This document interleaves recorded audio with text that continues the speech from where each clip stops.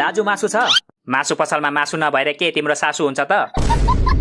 कस्ता कस्ता मान्छे आउँछन् यार। ओ दाजु, राम्ररी सोध्दा राम्ररी बोल्न सक्नुहुन्न? यसरी बोलिन्छ ग्राहकसँग? राम्ररी बोल्नलाई त ग्राहक पनि राम्रो हुनु पर्यो नि। मासु पसलमा आएर मासु पाइन्छ कि पाइँदैन भनेर सोध्छ। ल ल, धेरै नकराउनु, मलाई 5 केजी मासु दिनुस्। 5 केजी? तिमी आफै 4 केजीको छौ होला, 5 केजी मासु कसरी बोक्छौ? अबे साले, जसरी बोके नि तपाईलाई किन चाहियो? तपाई मासु जोख्नु न। मासु काटेकै छैन, कसरी जोख्नु? त्यसो भए काट्नुस् न त। कसरी काट्नु? मासु नै छैन। अनि त्यो चाहिँ के हो त?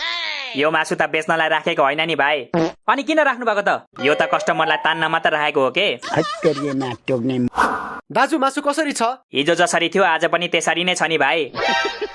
अनि हिजो चाहिँ कसरी थियो त? हिजो त अस्तिको भन्दा 20 रुपियाँ बढी थियो भाइ।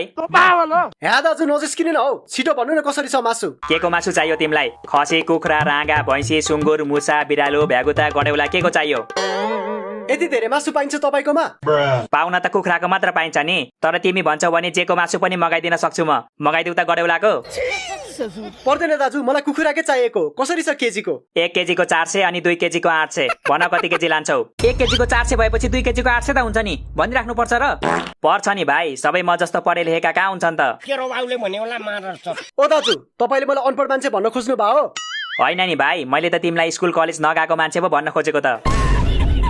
दाजु, तपाईँ मासु बेच्न बस्नु भएको कि अर्काको मजाक उडाउन बस्नु भएको? बस्न त मासु बेच्नै बसेको हो भाइ, तर पार्ट टाइम मजाक पनि उडाउँछु के। दाजु मासु नदिने हो तपाईँ? मैले कहाँ मासु दिन्छु त भाइ? मासु त जनावरले दिन्छ नि। मैले त मासु बेच्नै पो हो त। त्यसो भए बेच्नु न त मलाई, अघिदेखि भनिरहेको छु त। है, तिमीलाई कसरी बेच्नु हौ? अर्काको छोरालाई बेचे भने त जेल लगिहाल्छ नि मलाई। हत्तेरीका, मलाई बेच्नुस् भनेको होइन के, तपाईसँग भएको मासु चाहिँ मलाई बेच्नुस् भनेको। मासु त सकेको छ भाइ, एकछिन पर्खिनु पर्छ। कहाँ सकिन्छ? उता छ त मासु। त्यो मासु कस्टमर तान्नलाई मात्र राख्नु भएको रे दाइले। अनि कस्टमर तानेर मात्र हुन्छ? बेच्नलाई मासु खै त? रुको जरा। मासु आउँदैछ क्या भाइ, चिन्ता नगर न। कतिखेर आउँछु त दाइ? ढिलो भइसक्यो मलाई। हतार नगर न भाइ, आउँदैछ के। आएपछि सुरुमा तिमीलाई नै दिन्छु ल। के बोले भाइ? ओ दाइ, सुरुमा म आएको हो, मलाई दिनुपर्छ सुरुमा। तिमीलाई त हतार छैन नि भाइ, पखन एकछिन। हतार छैन रे, मैले त झन् कराईमा तेल तताएर आएको छु। तिमीले त तेल मात्र तताएछौ ब्रो, मैले त तेलमा प्याज पनि हालेर आएको छु। जेसुकै होस्, म सुरुमा आएको, त्यसैले मैले सुरुमा पाउनु पर्छ। दाजु, म तपाईँलाई 10 रुपियाँ एक्स्ट्रा दिन्छु, मलाई सुरुमा दिनु ल। 10 रुपियाँ त धेरै थोरै भयो नि भाइ, मलाई कम्तीमा पनि 11 रुपियाँ चाहिन्छ। म तपाईँलाई 20 रुपियाँ एक्स्ट्रा दिन्छु, मलाई दिनु सुरुमा। म 25 रुपियाँ एक्स्ट्रा दिन्छु, मलाई दिनु सुरुमा। पैसा ही पैसा होगा। ओ हेलो, एक्सक्युज मी। मासु कसरी छ दाइ? मासु 200 रुपियाँ केजी छ बहिनी। 200 रे? अघि त 400 रुपियाँ केजी भनेको होइन? अघि पो 400 थियो त, अहिले त घटेर 200 भइसक्यो नि।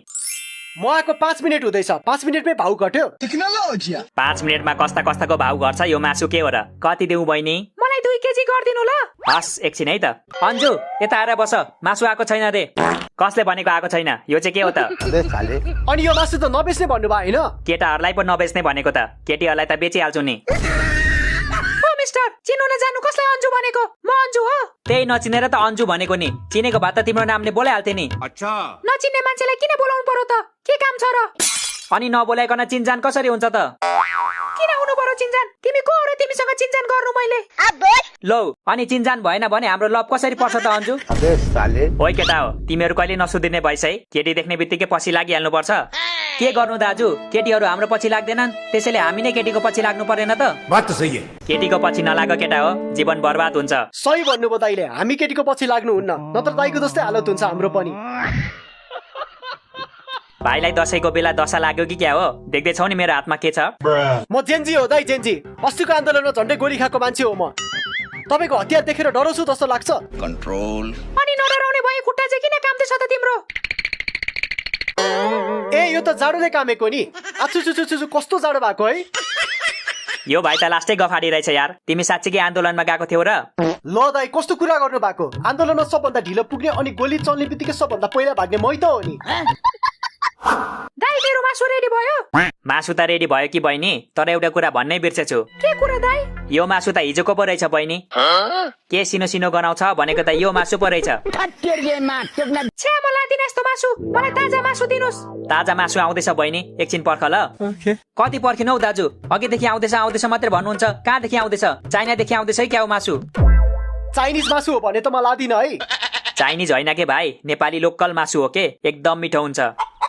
मिठो भएन भने हाम्रो पैसा फिर्ता गर्नुपर्छ है त दाजु अच्छा भइहाल्छ नि तिमी मासु फिर्ता गर म पैसा फिर्ता गर्छु खाएको मासु चाहिँ कसरी फिर्ता गर्नु नि हगेर फिर्ता गर्नु त्यो म जान्दिनँ तर पैसा फिर्ता चाहिन्छ भने मासु फिर्ता गर्नुपर्छ त्यो त सम्भव नै छैन नि दाइ खाइसकेपछि कसरी फिर्ता गर्नु तिमीले फिर्ता गर्नु पर्दैन बहिनी तिमीलाई मासु मिठो लागेन भने मलाई एक कल गर म घरमै आएर पैसा दिन्छु तिम्रो दाजु तपाईँ पहिला म्याथ टिचर हुनुहुन्थ्यो हो होइन नि भाइ किन र अनि म्याथ टिचरले जस्तै भेदभाव गर्नुहुन्छ त हामीलाई चाहिँ पैसा फिर्ता नगर्ने अनि उसलाई चाहिँ घरमै गएर दिने मैले भेदभाव गरेको होइन नि भाइ मैले त नारीको सम्मान पो गरेको त मत करो रन लो अनि हामी पुरुषहरू चाहिँ गल्लीको कुकुर हो हामीलाई चाहिँ सम्मान गर्नु पर्दैन चिन्ता नगर न भाइहरू तिमीहरूलाई पनि एक दिन सम्मान गर्छु म कहिले गर्नुहुन्छ त दाइ पख न 10-15 दिनपछि कुकुर तिहार आउँदैछ त्यो दिन माला लाएर सम्मान गर्छु म तिमीहरूलाई साले तू